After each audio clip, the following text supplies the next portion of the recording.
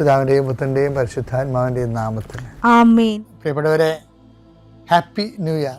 ഇന്ന് 1-ാം തീയതി, പുതുവത്സര പിറവി. എല്ലാവർക്കും പുതുവത്സരത്തിൻ്റെ പ്രാർത്ഥനാശംസകൾ. ഇന്ന് വ്യാഴാഴ്ച. അമ്മേ പരിശുദ്ധ അമ്മേ, അമ്മേ പരിശുദ്ധ ദൈവമാതാവേ, കൃപാസനത്തിലൂടെ ഞങ്ങളുടെ ദേശത്തിനും അമ്മ മധ്യസ്ഥം തേടി തന്ന എല്ലാ അനുഗ്രഹങ്ങൾക്കും കൃപകൾക്കും ഞങ്ങളിപ്പോൾ ഹൃദയം നിറഞ്ഞ നന്ദി പറയുന്നു.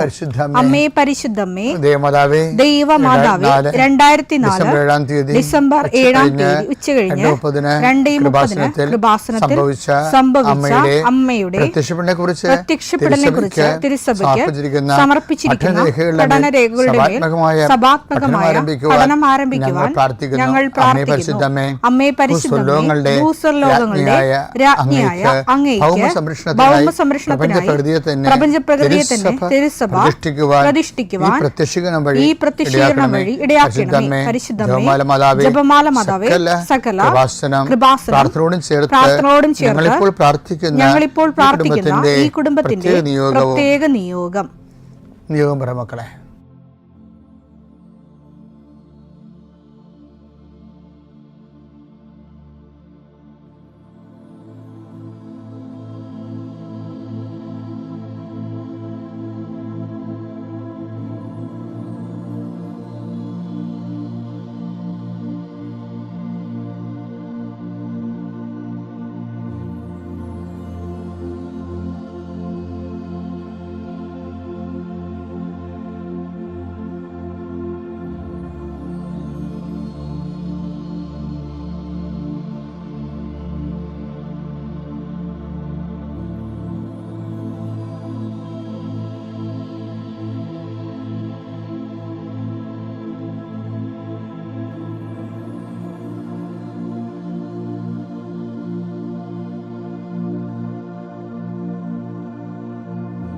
അമ്മയുടെ പ്രത്യക്ഷീകരണത്തിന്റെ ഈ അനുഗ്രഹവേളയിൽ ഞങ്ങൾക്ക് സാധിച്ചു തരുവാൻ കനിയണമേ. ആമേൻ. വിശ്വാസ പ്രമാണം. സർവശക്തനായ പിതാവും ആകാശത്തിന്റെയും ഭൂമിയുടെയും സൃഷ്ടാവുമായ ദൈവത്തിൽ ഞാൻ വിശ്വസിക്കുന്നു. അവിടുത്തെ ഏകപുത്രനും ഞങ്ങളുടെ കർത്താവുമായ ഈശോ മിശിഹായിലും ഞാൻ വിശ്വസിക്കുന്നു. ഈ പുത്രൻ പരിശുദ്ധാത്മാവിനാൽ ഗർഭസ്ഥനായി കന്യകാമറിയത്തിൽ നിന്ന് പിറന്ന് പൊന്തിയോസ് പീലാത്തോസിന്റെ കാലത്ത് പീഡകൾ സഹിച്ച് കുരിശിൽ തറയ്ക്കപ്പെട്ട് മരിച്ച് അടക്കപ്പെട്ട് പാതാളങ്ങളിൽ ഇറങ്ങി മരിച്ചവരുടെ ഇടയിൽ നിന്ന് 3-ാം നാൾ ഉയർത്ത് സ്വർഗത്തിലേക്ക് എഴുന്നള്ളി സർവശക്തിയുള്ള പിതാവായ ദൈവത്തിന്റെ വലതുഭാഗത്തിരിക്കുന്നു. അവിടെ നിന്ന് ജീവിക്കുന്നവരെയും മരിച്ചവരെയും വിധിക്കുവാൻ വരുമെന്നും ഞാൻ വിശ്വസിക്കുന്നു. പരിശുദ്ധാത്മാവിലും ഞാൻ വിശ്വസിക്കുന്നു. വിശുദ്ധ കത്തോലിക്കാ സഭയിലും പുണ്യവാന്മാരുടെ ഐക്യത്തിലും പാപങ്ങളുടെ മോചനത്തിലും ശരീരത്തിന്റെ ഉയർപ്പിലും നിത്യമായ ജീവിതത്തിലും ഞാൻ വിശ്വസിക്കുന്നു. ആമേൻ. സ്വർഗ്ഗസ്ഥനായ ഞങ്ങളുടെ പിതാവേ, അങ്ങയുടെ നാമം പൂജിതമാകണമേ. അങ്ങയുടെ രാജ്യം വരണമേ. അങ്ങയുടെ തിരുമനസ് സ്വർഗത്തിലെ പോലെ ഭൂമിയിലും ആകണമേ. അന്നു വേണ്ടുന്ന ആഹാരം ഇന്ന് ഞങ്ങൾക്ക് തരണമേ. ഞങ്ങളോട് തെറ്റ് ചെയ്യുന്നവരോട് ഞങ്ങൾ ക്ഷമിക്കുന്നത് പോലെ ഞങ്ങളുടെ തെറ്റുകൾ ഞങ്ങളോടും ക്ഷമിക്കണമേ. ഞങ്ങളെ പ്രലോഭനത്തിൽ ഉൾപ്പെടുത്തരുതേ, തിന്മയിൽ ഞങ്ങൾ രക്ഷിക്കണമേ. ആമേൻ. നന്മ നിറഞ്ഞ മറിയമേ, സ്വസ്തി. കർത്താവ് അങ്ങയുടെ കൂടെ സ്ത്രീകളിൽ അങ്ങ് അനുഗ്രഹിക്കപ്പെട്ടവളാകുന്നു. അങ്ങയുടെ ഉദരത്തിൻ ഫലമായി ഈശോ അനുഗ്രഹിക്കപ്പെട്ടവനാകുന്നു. പരിശുദ്ധ മറിയമേ, തമ്പുരാന്റെ അമ്മേ, പാപികളായ ഞങ്ങൾക്ക് വേണ്ടി ഇപ്പോഴും ഞങ്ങളുടെ മരണസമയത്തും തമ്പുരാനോട് അപേക്ഷിക്കണമേ. ആമേൻ. കർത്താവേ, നിന്റെ ഉന്നതമായ നാമത്തിന് സ്വസ്ത്രം ചെയ്യുന്നു. കർത്താവേ, നിന്റെ വിശുദ്ധ പൗരോഹിത്യത്തെ മഹത്വപ്പെടുത്തുന്നു. കർത്താവ്, 40 വർഷം ഞാൻ അർപ്പിച്ച കുർബാനയുടെ യോഗ്യതയാൽ കൃപാസനത്താറെ ജീവനോടെ പ്രത്യക്ഷപ്പെട്ട പരിശുദ്ധ അമ്മയുടെ മാധ്യസ്ഥത്തിൽ ഞാൻ മക്കളെ ഈശോ നാമത്തെ ആശീർവദിക്കുന്നു. ഈശോ ഇന്നീ പ്രാർത്ഥനയുടെ കുരിശിൻ്റെ ഒരു ആശീർവാദം കിട്ടിയിട്ട് തങ്ങളുടെ ജീവിതത്തിൻ്റെ ഉത്തരവാദിത്തങ്ങൾക്ക് പോകാൻ ആഗ്രഹിക്കുന്നവരെയാണ് ഈശോ ഞാനിപ്പോൾ പ്രധാനമായിട്ട് ഓർക്കുന്നത്. ഇന്നത്തെ യാത്രകളെല്ലാം ഞാൻ ആശീർവദിക്കുന്നു. നിൻ്റെ ഓരോ സംസാരവും നീ ആരോടൊക്കെ നിന്ന് സംസാരിച്ചാലും അതെല്ലാം നിനക്ക് അനുകൂലമായി വരാൻ ഞാൻ ആശീർവദിക്കുന്നു. നീ രേഖകൾ ഒപ്പിടുമ്പോഴേ കർത്താവിൻ്റെ ആശീർവാദം ഞാൻ നിനക്ക് നൽകുന്നു. നീ ഒരു പുസ്തകം വായിക്കുമ്പോഴേ, നീ എഴുതുമ്പോഴേ, നീ ഒരു രേഖ കൈമാറുന്നത് എല്ലാ പ്രക്രിയകളെയും കർത്താവിൻ്റെ നാമത്തിൽ ഞാൻ ആശീർവദിക്കുന്നു. നീ ഇന്ന് ആശുപത്രിയിലാണ് പോകണമെന്നുണ്ടെങ്കിൽ നിൻ്റെ ഡോക്ടർ നിൻ്റെ വിഷയങ്ങളെല്ലാം കേൾക്കുകയും കൃത്യമായ മരുന്ന് നിനക്ക് നിശ്ചയിച്ച് തരികയും കൃത്യമായ പ്രിസ്ക്രിപ്ഷൻ നൽകുകയും നല്ല ഡയഗ്നോസിസ് നടക്കാൻ വേണ്ടി, ഷാർപ്പ് ഡയഗ്നോസിന് വേണ്ടി എല്ലാ രോഗികളെയും ഈശോ നാമത്തിൽ ആശീർവദിക്കുന്നു. കർത്താവേ, നീ കഴിക്കുന്ന ഭക്ഷണം ഇന്ന് നീ ചിലപ്പോൾ പ്രാർത്ഥിക്കാതെ കഴിക്കാമായിരിക്കും, പെട്ടെന്ന് കഴിക്കുമായിരിക്കും, സാരമില്ല. എങ്കിലും നീ ഓർത്താലും ഓർത്തില്ലേലും നീ ഇന്ന് കഴിക്കാൻ പോകുന്ന മുഴുവൻ ഭക്ഷണപദാർത്ഥങ്ങളെ, നീ ഇന്ന് കുടിക്കാൻ പോകുന്ന മുഴുവൻ പാനീയങ്ങളെ, ശുദ്ധവെള്ളം ഉൾപ്പെടെ കർത്താവിൻ്റെ നാമത്തിൽ പിതാവിൻ്റെയും പുത്രൻ്റെയും പരിശുദ്ധനാമത്തെ ആശീർവദിക്കുന്നു. എൻ്റെ ഡ്രസ്സുകളെ ആശീർവദിക്കുന്നു. നീ ഇന്ന് കർത്താവ് തന്നെ നീ ഇന്ന് ഉപയോഗിക്കുന്ന എല്ലാ ഓർണമെൻറ്റ്സുകളും കർത്താവ് ആശീർവദിക്കട്ടെ.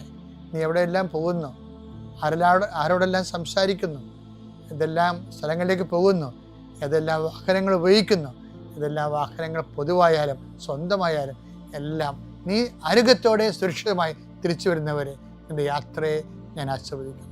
നീ ഉത്കണ്ഠപ്പെടുന്ന വ്യക്തികൾ, സങ്കടപ്പെടുന്ന സാഹചര്യങ്ങൾ, അവർ തരുമോ ഇല്ലയോ എന്നുള്ള വിഷമങ്ങൾ, ജയിക്കുമോ ഇല്ലയോ എന്നുള്ള ആശങ്കകൾ, പിന്നെ വിവാഹ ഒരുക്കത്തിന് വേണ്ടി പോണവർ, വിവാഹ സമ്മതത്തിന് വേണ്ടി പോണവർ, ജീവിത പങ്കാളെ കാണാൻ വേണ്ടി പോകുന്നവർ, നിൻ്റെ കാഴ്ചകൾ, സംസാരങ്ങൾ എല്ലാം ആസ്വദിക്കുന്നു. പണത്തിന് വേണ്ടി പോകുന്നവർ, പണം വാങ്ങിക്കാൻ വേണ്ടി പോകുന്നവർ, ജോലി വാങ്ങിക്കാൻ വേണ്ടി പോകുന്നവർ, വീട് വെക്കാൻ പോകുന്നവർ, വാഹനം വാങ്ങിക്കാൻ പോകുന്നവർ, എന്തെല്ലാം സംരംഭങ്ങൾക്ക് വേണ്ടി ദൈവപൈതലെ നീ പോകുന്നുവോ, എൻ്റെ 40 വർഷത്തെ കൃപാന്റെ യോഗ്യതയാണ്.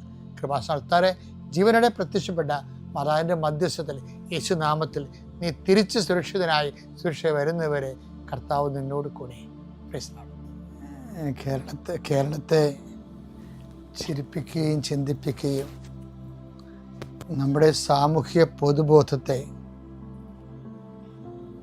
ഇന്നോവേറ്റ് ചെയ്യാൻ പരിശ്രമിക്കുകയും ചെയ്ത ഒരു സാമൂഹ്യ പ്രതിബദ്ധതയുള്ള ഒരു നടനായിരുന്നു ഈ ശ്രീനിവാസൻ എന്ന് പറയുന്നത്. അയാളുടെ വിശ്വാസം എന്ത് തന്നെയായാലും അയാൾ സമൂഹത്തിൻ്റെ ആശാസ്യമല്ലാത്ത ചില നിലപാടുകളെ അദ്ദേഹം വളരെ നർമ്മത്തിൽ പൊതിഞ്ഞ് അതിനെ മനുഷ്യോചിതമായി ആക്കാൻ ശ്രമിച്ചിട്ടുണ്ടെന്നുള്ളതാണ് പൊതുവെ ഒരു വിലയിരുത്തൽ.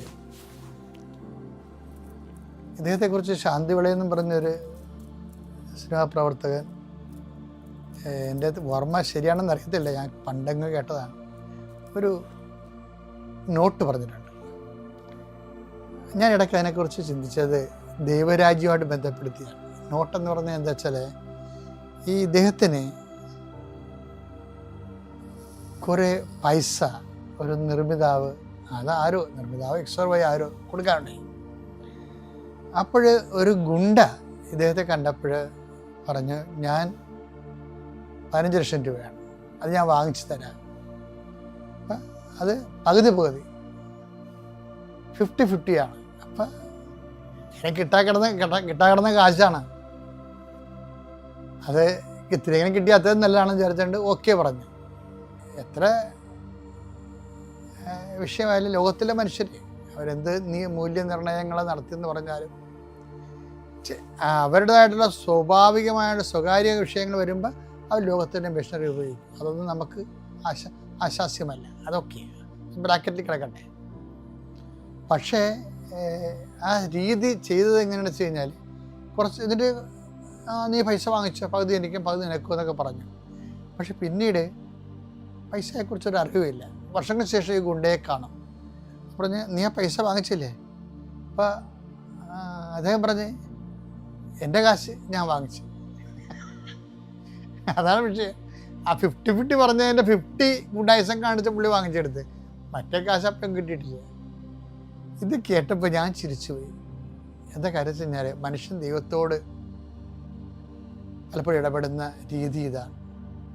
ഈ രീതി ഇങ്ങനെയാണെന്നുള്ളത് ഈശോയ്ക്ക് നല്ലോണം അറിയാൻ വരും. അതുകൊണ്ട് ഈശോ എന്താ പറഞ്ഞത്?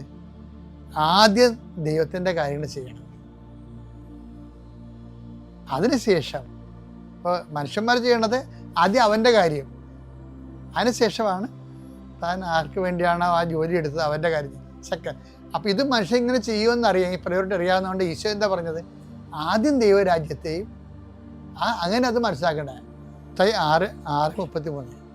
നിങ്ങൾ ആദ്യം അവിടുത്തെ നിങ്ങൾ ആദ്യം അവിടുത്തെ രാജ്യവും അവിടുത്തെ നീതിയും അന്വേഷിക്കുക. അതോടൊപ്പം മറ്റുള്ളവയെല്ലാം നിങ്ങൾക്ക് ലഭിക്കും. അപ്പൊ എപ്പോഴും നമ്മൾ ശ്രദ്ധിക്കണം, ഉടമ്പടിയിലായാലും ശ്രദ്ധിക്കേണ്ടത് ഫസ്റ്റ് പോർഷൻ ദൈവത്തിന്റെ കാര്യം. ചില പറയും അടയാളം കാണട്ടെ, ജോലി കിട്ടട്ടെ, വിവാഹം നടക്കട്ടെ, അത് കഴിഞ്ഞിട്ട് ഞാൻ ആത്മീയ ജീവിതം അനുഭവിക്കാമെന്ന് പറഞ്ഞാൽ അത് ഈ മറുത്ത് പറഞ്ഞ ഗുണ്ടയുടെ അവസ്ഥയാണ്. ഈ സ്വയം ഗുണ്ടയായി ദൈവത്തിന്റെ സന്നിധിയിൽ അവതരിച്ച് സ്വയം അപഹാസ്യനാകരുത്. ഉടമ്പടി എടുത്തിരിക്കുന്നവർ അറ്റ് എനി കോസ്റ്റ് ദൈവത്തിൻ്റെ വചനങ്ങൾ അവൻ പറയണ പോലെ ചെയ്തുകൊണ്ട് ആ വിഷയത്തിന് തീരുമാനം ആദ്യം ഉണ്ടാക്കും.